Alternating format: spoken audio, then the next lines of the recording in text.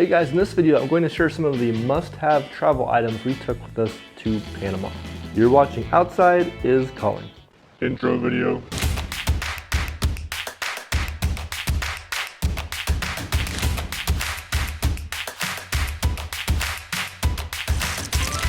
I'm Jenny. And I'm Jesse. And we've been traveling full-time for nearly 2 years. We escaped our 9-to-5 jobs, became digital nomads, and we're even in a documentary.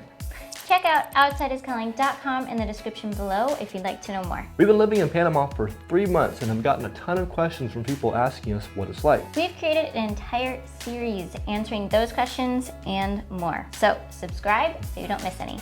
And for those of our longtime RV subscribers, even if you don't want to go to Panama, please stick around because next month we'll have a lot of videos about taking our big ol' honkin' RV down into Mexico. So if you're like us, our first time to Panama, we didn't really know what all to take with us.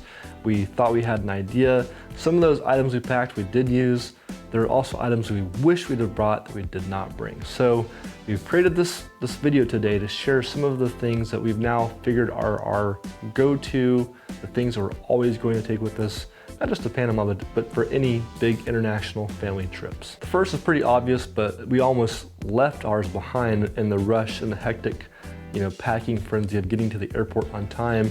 First thing is your passports. Make sure you have your passports. Make sure they have, that they're not going to expire soon. So Panama, for example, requires your passport to be valid for at least 6 months or longer from the time you arrive. And that's, I believe, because they give us a 6-month visa. The other nice thing is that Panama uses the same electrical outlets and power supplies as we have in the US. So for those of you US travelers, just bring your normal chargers and devices and they will work normally in Panama. So last year for Jenny's, I think it was her birthday or Christmas, but one of those occasions, I got her an Eagle Creek wheeled travel bag. Eagle Creek, for those of you who don't know, is kind of like the premier travel bags. Not cheap, but I will say if you shop around and catch them on sale, they do have some pretty good sales and their bags are pretty badass. I've got an REI bag that's similar to hers, but hers is definitely better. But either way, our REI and Eagle Creek wheeled bags have been great, in large part because they're pretty darn big. They actually hold a lot of stuff, which is nice. So you have one big suitcase, and the shape of it with the wheels and the handle, it's actually comfortable to carry around.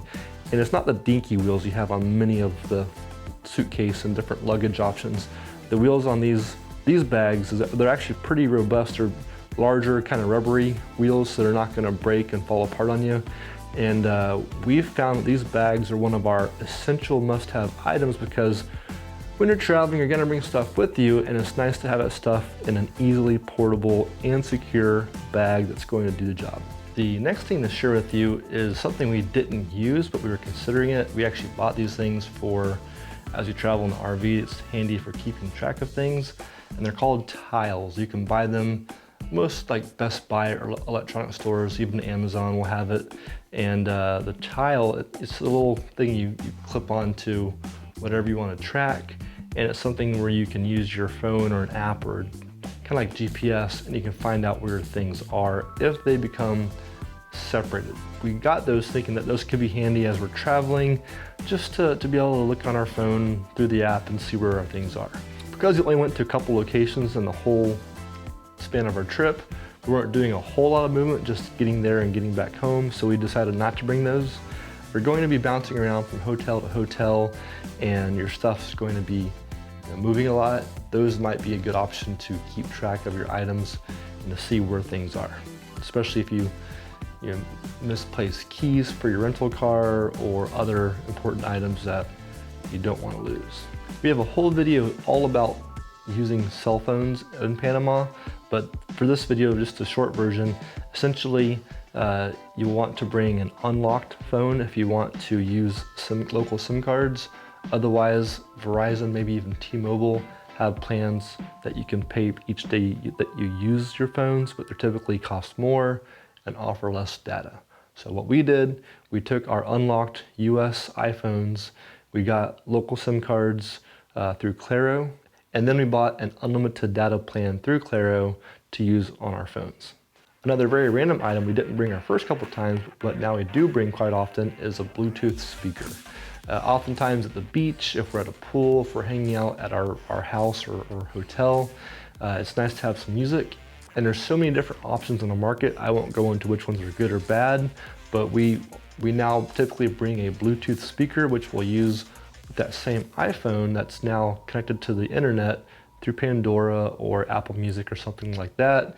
And we'll use that to then listen to music on a good speaker so we can hear it when we're at the beach, for example. Next up is clothing, and we brought all sorts of clothing anticipating the rain. So we had raincoats, we had long sleeve shirts for cold or for bugs.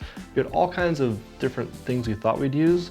In the end, we spent almost all of our time at the beaches, and 99% of the time we wore a tank top, some pair of shorts, and either barefoot or flip-flops. So looking back, we could have packed much lighter. The other clothing that you would consider bringing would be long shirts or pants if you're going to spend time in the mountains, because it is cool up in the mountains.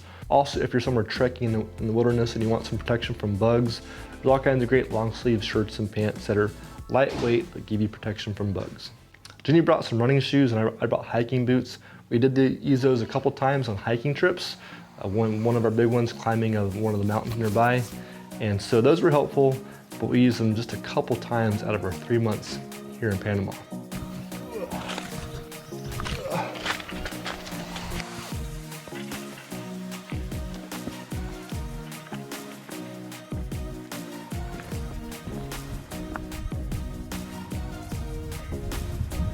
I love how they're really straightforward.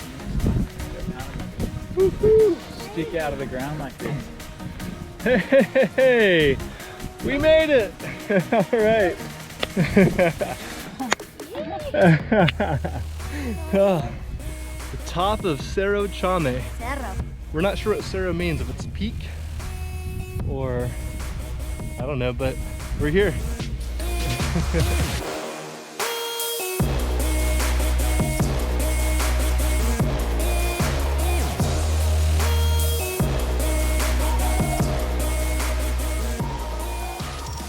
And of course, don't forget a hat and sunglasses. The sun is very strong in Panama because we're closer to the equator, and so hat and sunglasses were also our essential items we'd wear almost every day. There are a handful of apps we'd recommend if you're going to use your phone while in Panama.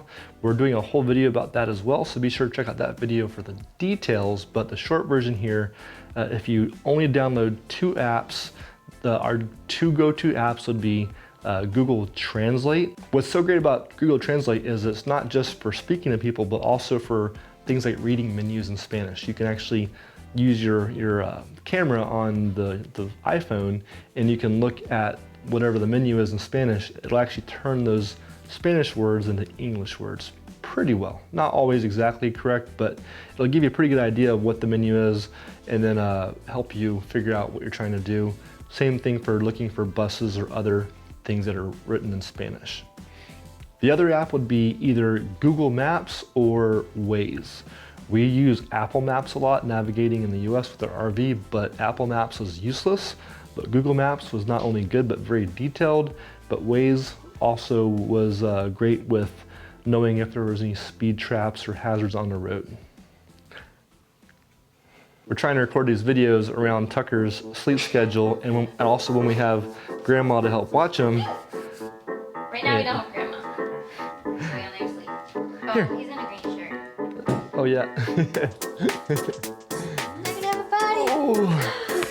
Oh, look, Tucker has, look at the floating baby in a diaper. Woo, woo, woo, Tucker, ah! So we have a green screen and Tucker's wearing a green shirt. So that's gonna look pretty cool on the video. The other item that we wanted to talk about is cameras. And of course, that's videos, that's my forte. And we brought a lot of cameras with us. Some of them though were impractical, like the one we're using right now for making this video, which is a cinema camera, which I have for professional work. Hey, what are you doing? But there are a few cameras I want to share that if you want to capture some amazing photos or video that will get the job done and help you bring back some great memories from Panama. All right, love you guys. All right, well, my helper's gone, but I'll continue telling you about the cameras. And I've got a little checklist here, and there's actually, I guess, 4 of them that I'd recommend. You don't need to bring all 4, but I'll share the 4 that we use the most and why, and each of their strengths and weaknesses. So first off is our iPhone. We both, Jenny and I, have iPhone 7 Pluses. They're not new, they're not fancy, but the iPhone 7 Plus has 2 cameras on it, has a macro and a zoom lens. And either way, it has a lot of great options, has slow-mo. And what's nice with the iPhone, it's what we're using for those apps I just talked about. So we typically have our phones with us all the time. And it's just the ease of it to take a photo or a video and then hit a button and share it.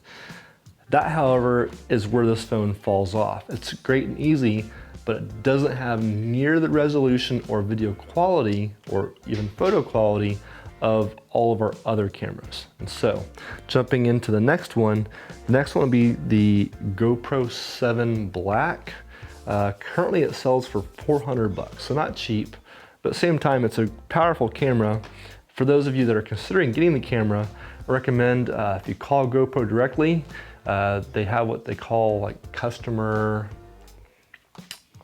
appreciation or customer retention, some sort of program. But essentially, if you or somebody you know can give you a GoPro, an old GoPro serial number, you can call GoPro, give them that number, and they'll give you $100 off the GoPro 7 Black. So instead of $400, it's $300. So way to save some money and get a quality video camera. The GoPro 7 Black also has pretty darn good audio. Sure, there's wind noise and stuff when you're outside, but most microphones, when you get more than a couple feet away, you lose the bass and the deeper parts of the signal. And the GoPro 7 Black, from what we've used so far, actually has pretty good audio. What's most impressive about the GoPro is the new GoPro, at least the 7 Black, is how smooth and stable footage is. So you don't need a gimbal or any electrical devices. Just grab the camera and you run and gun and just go shoot video on the fly, and it looks pretty darn good just straight from hitting the record button. So it's a nice, easy way to capture good video of your trip. With the GoPro, there's only a couple accessories that I thought were really, helpful for us. The first is the dive housing. If you're gonna go below 30 feet, if you're scuba diving, for example, you want the dive housing. I think you can get them on Amazon for 15 bucks for a knockoff. We got one that was pretty good. 50 bucks for the official GoPro dive housing. The other thing though, which is really cool, is the over-under dome. Essentially, it's a little thing you put your GoPro into. It's a big dome, so you can see both above and below the water. I'll put some footage in here to share with you some of the shots I got with that over-under dome. Pretty cool stuff. Next up, if I brought only one camera, it would be this camera, and that's our Olympus DSLR. It's actually one of the cameras I'm using to record this video. And the Olympus, what's nice about it is it has a great lens, but it's also super stable, like the GoPro. What's crazy though, this Olympus that we have is, I think, over 6, almost 7 years old now. And so it's pretty darn good for its age with how fast cameras change. But because of how old this camera is, there's a lot better, newer ones out. And so like the gold standard right now would be the Panasonic GH5. Panasonic and Olympus lenses are interchangeable for their micro Four Thirds cameras. That's what this is considered, a micro Four Thirds camera. And without getting into the details, long story short, the Panasonic GH5 is like the newer version of this Olympus we have. So it has both the good resolution, but a lot more bells and whistles. The Olympus and Panasonic cameras are bigger than a GoPro, but they also do a lot better job of capturing photos and other types of content. And lastly, to wrap up getting great photos and videos in Panama would be a drone. The latest and greatest drone that everybody wants is the Mavic 2 Pro, typically, is like the gold standard right now. It's a great camera. I almost bought it, but then I did some homework, and the old Mavic, the Mavic 1 Pro, it's not really called, it's called the Mavic Pro, but not the Mavic 2 Pro, the Mavic Pro is actually not that much lower quality than the Mavic 2 Pro. And because now it's an older camera, I bought 2 of them for 600 bucks. So 300 bucks per drone for a couple of Mavic drones, and compared to $1,500 for one Mavic 2 Pro. So substantially different prices. what's nice is if anything happens, it's easier to write off $300 than it is to write off $1,500 of losses.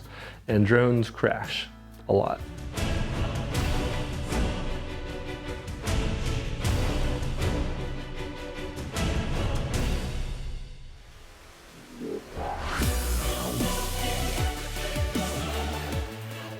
There's 1,000 more things we can add, and you might add it yourself, but these are the core things that really help us get there, have a good time, minimize the stress, and enjoy the trip. If you are planning a trip to Panama and it will be your first time, we would love to answer any questions if we can, so leave a message in the comments below. Hey guys, I've created a website page just for all this information covered in this series. The link is in the description below. Bye-bye. Bye-bye. We'll see you guys next time.